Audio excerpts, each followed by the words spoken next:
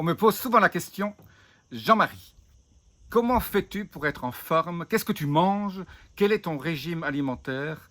Oui, on regarde tes vidéos, oui, on voit ce que tu nous proposes, voilà, les choses qu'il faut manger ou pas. Mais finalement, toi, qu'est-ce que tu fais? Aujourd'hui, je vous donne le secret de ma grande forme. Pourquoi, à l'âge que j'ai, je suis encore en pleine forme et je travaille tous les jours à 100% avec une énergie absolument incroyable.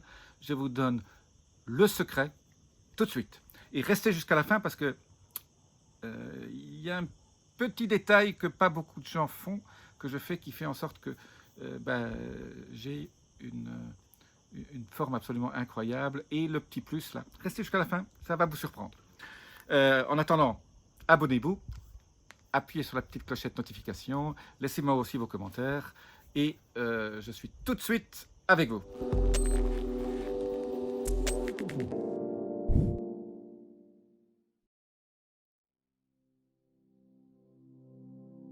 Je suis Jean-Marie Buterlin, je suis expert en rajeunissement et longévité et j'aide ma communauté à ajouter de la vie à leurs années et des années à leur vie. Voilà, aujourd'hui dans un cadre un peu différent. J'ai en effet pu rentrer en Europe suite aux différents problèmes et restrictions qu'on a eu pour voyager. Et je suis enfin arrivé au soleil où je vis partie de l'année. Si vous avez envie de connaître un peu plus le secret de ma vie totale en liberté, où je fais ce que je veux, quand j'en ai envie et où j'en ai envie, il y a une nouvelle chaîne qui a été créée qui s'appelle Abondance Santé Finance. Et donc, je vous mets un petit lien là-dessous. Elle vient d'être créée et je vous livre tous mes secrets financiers, tous les secrets pour vivre en totale liberté. Et dans ces temps actuels, je pense que cette chaîne va être nécessaire pour donner à tout le monde un petit peu une méthodologie à suivre pour éviter d'être pris dans ce carcan absolument incroyable. Et donc, voilà, parlons maintenant de mon régime alimentaire. Parce que, voilà, je suis à mon poids optimal, je fais du sport, voilà, j'ai un certain nombre de choses que je fais, mais la chose la plus importante, je pense que plus de 50% de votre énergie, plus de 50% de votre bien-être, de votre santé, est lié finalement à ce que vous mangez. Alors, comme je vous l'ai dit, hein, j'ai donné beaucoup de conseils, mais je vais vous donner aujourd'hui mes 5 conseils que moi je suis tous les jours pour avoir un régime absolument parfait. Disons, que moi je considère parfait. Et alors, si vous cliquez sur le lien ci-dessous, je vais laisser en fait, parce que là aussi les gens m'ont demandé, tout le monde n'a pas toujours une espèce d'idée très claire sur ce qu'ils doivent manger et comment varier les choses. Eh bien, je vous laisse ici 7 jours de mes menus que vous pouvez télécharger, comme ça vous voyez ce que je mange en moyenne. Hein. Tout ça varie aussi, parce que la première chose, le premier conseil que je donne, c'est la variété. Il faut varier, ne pas toujours manger la même chose. Il y a des gens qui mangent des tomates tous les jours, il y a des gens qui mangent des ananas tous les jours. Tout ça, c'est pas très bon. Il faut varier. Donc, la première chose, c'est la variété. Donc, je vais vous dire, en gros, donc je ne mange que 2 fois par jour. Donc, je saute toujours un repas, même quand je suis en régime cétogène. Quand je sors de mon régime cétogène pour avoir un régime normal, pour garder cette flexibilité métabolique dont je parle beaucoup. Pour avoir une flexibilité métabolique, il faut être en gros, moi, ce qui me va bien pour moi, c'est un régime cétogène 70 à 80% du temps, et 20% du temps, je sors. Et ce qu'il faut, c'est pouvoir passer de l'un à l'autre le plus vite possible, et si possible, en 48 heures ou en 72 heures ou moins, passer de l'un à l'autre. Donc, mon régime est donc très fortement ce qu'on appelle keto chez les Américains, donc cétogène. C'est le régime qui me va le mieux. Et quand on passe la 40-50 ans, finalement, on commence à avoir des problèmes. On change de type de métabolisme. Et donc, le régime cétogène est relativement bien adapté pour garder une forme olympique, pour avoir le plus d'énergie, hein, pour booster votre ATP, pour booster vos niveaux de NAD et NAD+. C'est absolument indispensable. Alors, typiquement, donc je ne mange pas le matin. Donc typiquement, je fais un jeûne entre 16 et 18 heures, en moyenne 16h30, 17h. Et donc, vers 12-13 heures, 14 heures de temps en temps, en fonction de mon dernier repas, le soir, pour avoir cette fenêtre de 16-17 heures où je jeûne. Alors d'abord, pendant que je jeûne, je bois quand même certaines boissons. Donc, quand on parle de jeûne intermittent ou de régime cétogène, il faut savoir qu'on peut quand même pas manger, mais boire un certain nombre de choses. Donc, qu'est-ce qui n'entrave pas le jeûne cétogène ou ce jeûne intermittent? Un, c'est le café, le thé, les infusions et ce genre de choses. Voilà. Et certaines épices, voilà. Tout ce qui n'est pas protéine et qui n'est pas un légume qui contient du sucre. Donc pas de fruits, hein, pas de protéines, mais donc le matin par exemple, là je vous donne vraiment mes secrets. Je prends un jus de citron avec du vinaigre de cidre, pardon. Parce que j'ai fait un lapsus, je vous parlerai un jour du vinaigre de chêne. Laissez-moi vos commentaires si vous voulez que je vous parle du vinaigre de chêne. Ça, c'est un truc extraordinaire. Je ferme la parenthèse de ce lapsus. Et donc, je mets en gros une cuillère à soupe de vinaigre de cidre et dans un petit peu d'eau hydrogénée. Si vous voulez connaître les bienfaits ultimes de l'hydrogéné, qui sont une des clés aussi, hein, en dehors de l'alimentation, l'eau est très importante et je parlerai de l'eau un peu plus tard dans cette vidéo. L'eau est fondamentale, la qualité de l'eau. Et donc, un peu de vinaigre de cidre et je bois ça le matin à jeun. Et après, je bois mon thé sobacha avec du matcha. Sobacha plus matcha. J'ai fait une vidéo là-dessus aussi. Je bois ça durant toute la matinée et je n'ai absolument pas faim. Et je suis en pleine forme. Voilà, cette vidéo est faite à midi et je n'ai pas encore mangé ce matin. Et je suis dans une forme absolument olympique. Sur tous les niveaux. Physique, émotionnel, libido, tout.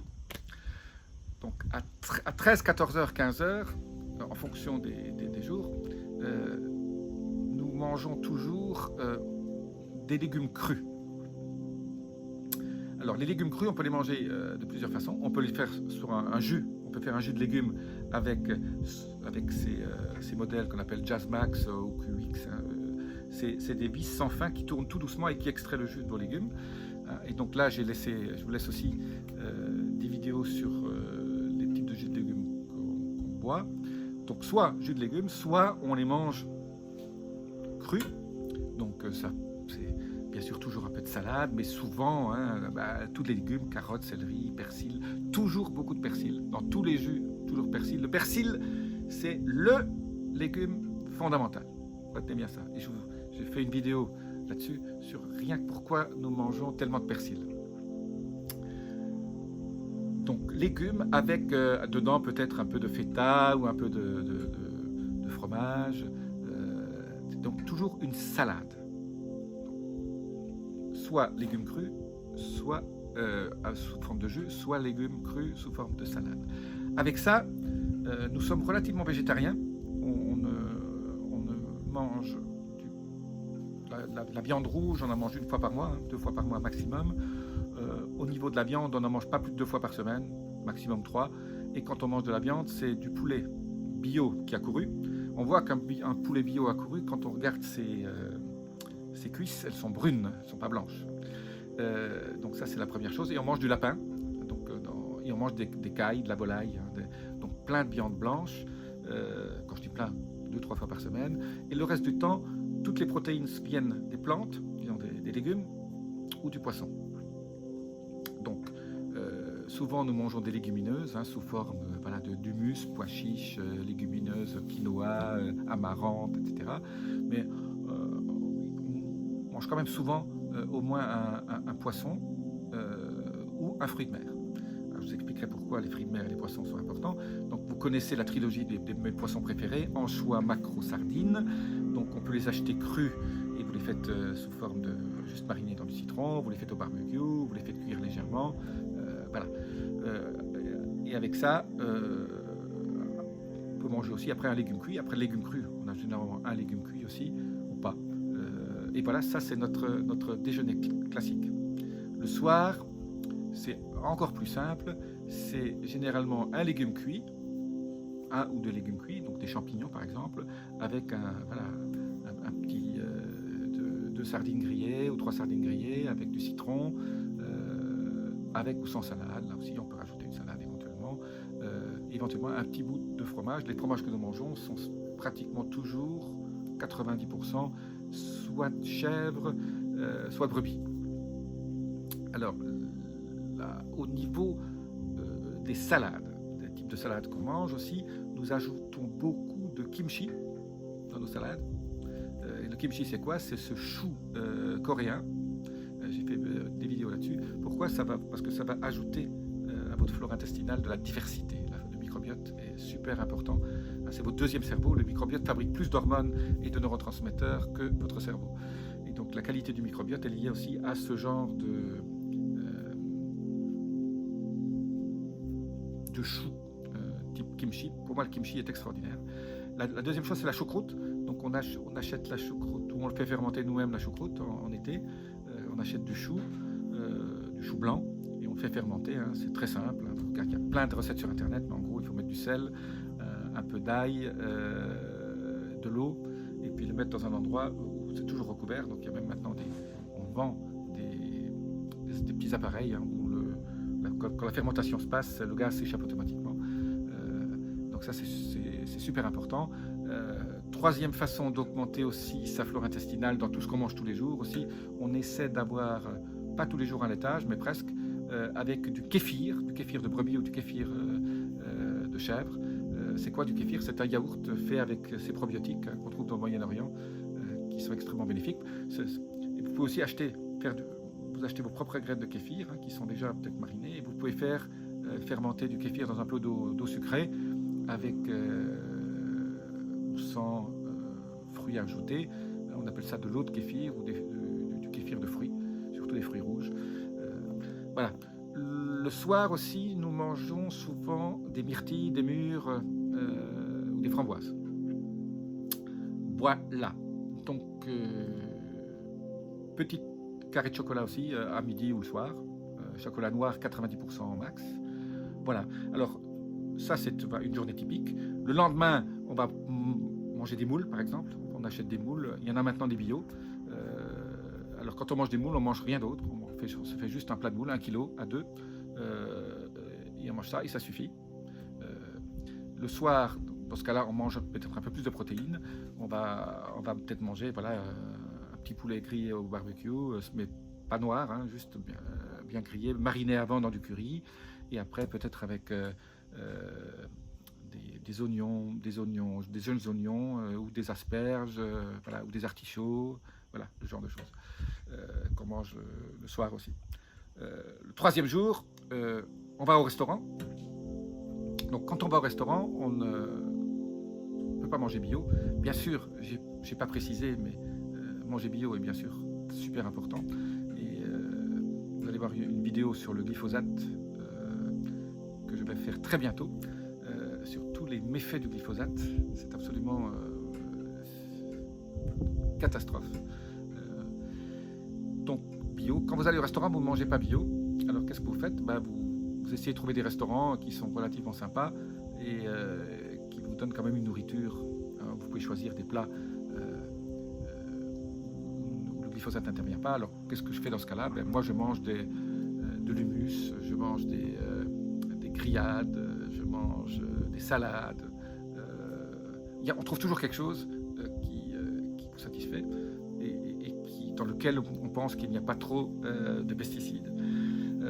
Dans ce cas-là, le soir, on mange plus léger. On se fait juste une salade avec de la betterave rouge, des oignons, un tout petit peu d'ail. Nous, on adore l'ail dans la salade. Voilà. L'ail, pas beaucoup, hein, juste un petit peu d'ail pour relever un petit peu les choses. Et avec ça, un œuf dur ou un œuf mollet ou un œuf à la coque. Voilà. On peut manger des œufs à la coque le soir. C'est absolument génial.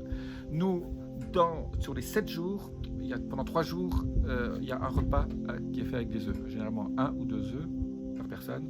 Et on peut faire des œufs brouillés aussi, hein, des gros œufs brouillés avec un peu de persil, un peu d'oignons, de jeunes oignons et d'huile de truffe. C'est absolument génial. On peut mettre aussi un peu de feta dedans, si on veut. Voilà le type d'aliments que nous mangeons tous les jours, quoi. C'est quelque chose qui est naturel. Alors, les huîtres, bien sûr. Et alors, un des plats qu'on préfère aussi, c'est le calamar. Les petits, hein, les chipirons ou les plus gros, mais surtout les petits. On les fait griller. Là aussi, il y a des recettes sympas. Mais le calamar a cette chance qui contient beaucoup moins de métaux lourds que le reste. C'est quand on mange des moules et des huîtres, nous sommes des très grands fans d'huîtres. Ça contient beaucoup de bons éléments nutritifs, dont du zinc, mais on retrouve des métaux lourds. Et c'est pour ça que la détox métaux lourds est très importante. Et je vous invite à suivre une de mes vidéos quand on mange beaucoup de poissons. Bon, même si je dis toujours qu'il faut éviter les grands poissons, mais quand on mange des fruits de mer, on a quand même un petit peu de métaux lourds. Et je vous explique comment les enlever, comment les chélater, pour parler d'un nom scientifique. Donc calamar, hein, super bonne idée. Les crevettes, alors là, nous sommes très fans de gambas, hein, quand on est dans le sud de l'Europe. Les crevettes roses, toutes les formes de crevettes, ça c'est super. Vous pouvez les faire cuites, grillées, c'est absolument génial, avec toujours hein, la fameuse trilogie huile d'olive, persil, ail, cuit ou pas. Voilà, des idées qu'on fait tous les jours. Quand on fait un lapin, on le fait au four à basse température, 120 degrés pendant 2h30, 3h. Il ne se dessèche pas du tout. On met plein d'ail qu'on n'a pas coupé, hein, de l'ail pratiquement les gousses entières qui vont confire. Et avec ça, on fait une aioli et on mange rien d'autre. Voilà. Donc c'est un repas protéine avec de l'ail et une aioli, bien sûr, fait avec une huile d'olive de rêve. De temps en temps, on ne peut manger que des protéines. Voilà. Il faut surprendre son corps et varier. Un jour, on fait des asperges aussi. Les asperges, c'est très très bon pour la santé, bon, sauf si vous avez des problèmes rénaux. Mais voilà, quand vous faites une asperge, faites une petite sauce à la flamande, ce qu'on appelle les asperges à la flamande, avec œufs durs mélangés de l'huile d'olive, œufs durs écrasés, c'est absolument superbe. Voilà, pareil pour les artichauts, on peut faire des artichauts avec une belle petite sauce. Essayez de passer en revue tous les types de légumes, hein. Les aubergines grillées, vous les coupez en petits morceaux, vous les faites griller légèrement au barbecue ou dans une poêle avec un peu d'huile d'olive, vous les faites dégorger avant avec du sel avant, c'est absolument génial. Les courgettes, la piperade, tout ça, les poivrons. Alors il y a quand même trois légumes où je ne suis pas super fan parce qu'ils contiennent ce qu'on appelle la lectine. La lectine, c'est une espèce de pesticide naturel que certains légumes fabriquent en eux, et beaucoup de gens commencent à être allergiques à la lectine, LEC, hein, pas la leptine qui est l'hormone de satiété, la lectine, et beaucoup de gens commencent à être allergiques au gluten. Ça, c'est un problème d'hybridation, surtout du blé, mais maintenant beaucoup de légumes qu'on trouve sur le marché, surtout quand ils ne sont pas bio, contiennent beaucoup de lectine, et je vais vous donner les 5 légumes qu'il faut éviter. Si en les mangeant vous ne vous sentez pas bien, évitez-les. C'est la tomate, la pomme de terre, les poivrons et les aubergines, et les petits piments. Voilà, donc, voilà les 5 qu'il faut éviter si vous sentez, après les avoir mangés, vous n'êtes pas bien. Si vous mangez un caviar d'aubergine et que vous sentez lourd après, c'est que votre corps ne l'aime pas. Donc essayez, si vous sentez une certaine allergie, d'éviter ces 5 légumes. Il y en a beaucoup d'autres, hein. Vous avez tellement de choix de légumes. Bien sûr, toujours ail, oignon, ça c'est mes favoris. Surtout les jeunes oignons, les cévettes aussi, hein, les échalotes, tout ça. Ajoutez ça. Et bien sûr, les piments dont je parle souvent, hein, estragon, romarin, basilic, absolument génial. Voilà. Puis, alors, de temps en temps, pour ceux qui peuvent manger des tomates, hein, voilà, une tomate mozzarella, c'est absolument génial. Prenez de la bufflon et prenez de la burrata, hein, celle qui est liquide à l'intérieur, c'est absolument génial. Voilà. Je vous laisse toutes mes recettes en bas. Je vous ai promis de vous parler de l'eau. Aujourd'hui, il est un peu plus longue. Alors, l'eau est super important parce que de la qualité de l'eau dépend en fait une grosse partie de votre énergie. Si vous buvez de l'eau du robinet, vous êtes mal parti parce que vous prenez tellement de toxines que catastrophe. Donc, achetez soit de l'eau minérale en bouteille, si possible en verre, parce que s'il est en plastique, il y a déjà du plastique qui aura migré. Donc, vous boirez une partie du plastique dans laquelle la bouteille se trouvait, surtout si elle est restée au soleil sur un conteneur quelque part ou dans un camion qui l'a transportée. Et maintenant, à part 30, 35, 40 degrés à l'ombre en été, c'est pas toujours très, très bon. Moi, je fabrique ma propre eau. mais bon, je suis un fan de l'eau, donc pour fabriquer sa propre eau, il faut un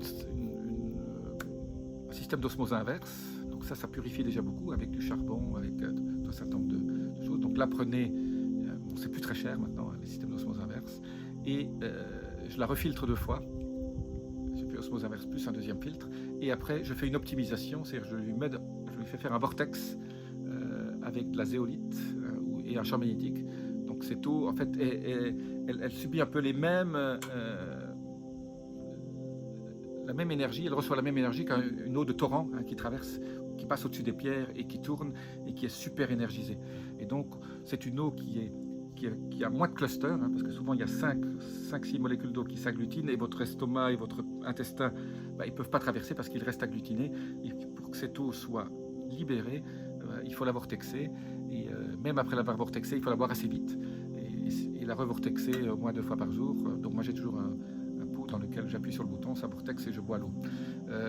Alors, dernier petit détail, j'ai parlé de l'eau hydrogénée, je vous en donne surtout, comme je vous ai promis, ceux qui sont restés sur la fin, jusqu'à la fin, jusqu'à maintenant, l'eau hydrogénée, c'est absolument génial. Je vous ai donné une vidéo avec un lien pour vous apprendre à fabriquer de l'eau hydrogénée. L'eau hydrogénée, c'est ce qui optimise votre stress oxydatif, c'est ce qui est un des facteurs fondamentaux du vieillissement, c'est le stress oxydatif. Pas qu'il soit trop bas, il faut qu'il soit juste au juste milieu pour que votre corps réagisse quand même, pour qu'il continue à fabriquer des antioxydants. Il lui faut donner trop d'antioxydants, mais l'eau hydrogénée a ce pouvoir de couper les pics qui sont si délétères, et donc vous n'aurez plus jamais un stress oxydatif très élevé, et vous serez au-dessus du milieu, juste au bon niveau. C'est pour ça que j'appelle ça l'optimiseur du stress oxydatif. C'est fondamental. Donc ça, c'est à travers votre eau. Et alors, il ne faut pas boire non plus 300 cc d'un coup. Il faut le boire par petites gorgées. Votre corps absorbe assez dans un demi-verre d'eau, 3, 4, 5 fois par jour. C'est largement suffisant. Voilà, vidéo un peu longue. Pour ceux qui sont restés jusqu'à la fin, vous comprendrez maintenant pourquoi je vous ai parlé de l'eau hydrogénée et surtout de la qualité d'eau. C'est fondamental. Cliquez dans la description mon plan de 7 jours pour les repas.